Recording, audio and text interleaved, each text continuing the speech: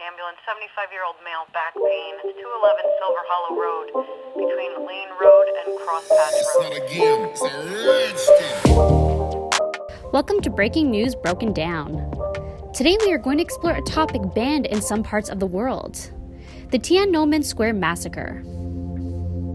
Those who are aware of the massacre can tie it back to this exact photo, best known as Tank Man.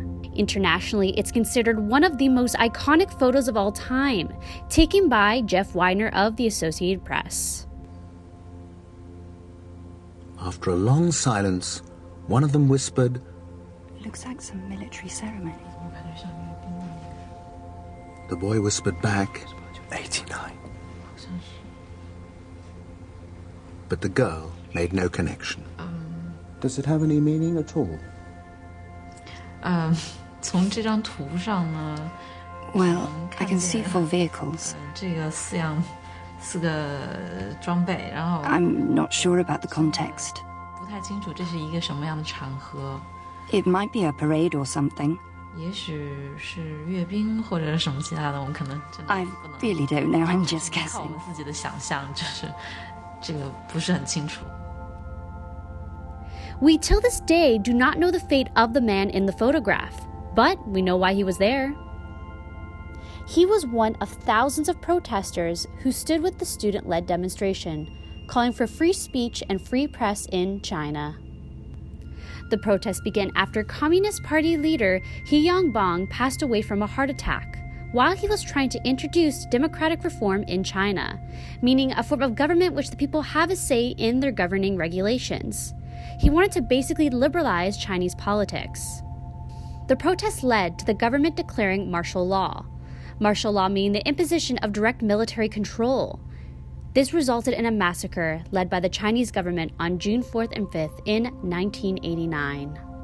It is estimated that at least 10,000 protesters were killed, as well as many protesters arrested at that time, but there was never a clear, accurate death toll ever recorded. China to this day rarely acknowledges the massacre and still has never since apologized. In fact, most of its residents do not even know the occurrence ever even happened. 30 years later, June 4th, the date of the massacre, still remains the biggest taboo in China. And people are blocked on the internet from knowing the truth. The Chinese government deliberately has not released the death tolls.